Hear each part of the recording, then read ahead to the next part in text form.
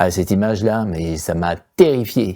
J'en ai fait des cauchemars et après, pendant les vacances, je pouvais plus rentrer dans l'eau. Ah oui, ce plan est très violent, hein. C'est peut-être un des plans les plus violents de tout le film. Parce que oui, il est très graphique avec ce sang qui gicle, le pauvre Alex qui est projeté hors de l'eau comme une marionnette, mais il n'y a pas que ça. Il y a, comme précédemment, ces enfants qui jouent au premier plan et qui éclaboussent de l'eau. Donc à nouveau, effet écran et stimulation de l'imagination. Et deuxième chose qui découle de ce cadrage et qui était valable pour le plan précédent mais j'avais pas mentionné, il y a un effet de contraste très perturbant, dérangeant même. Devant des enfants qui jouent dans l'insouciance totale et derrière eux un autre qui se fait horriblement étriper. Il y a quelque chose de totalement antinomique dans cette image, avec d'un côté des éclaboussures d'eau liées au jeu et au plaisir et de l'autre des éclaboussures de sang liées à la mort. Et c'est cette juxtaposition très extrême qui fait que l'image est très perturbante et souligne encore plus l'horreur et la violence de ce qui se passe.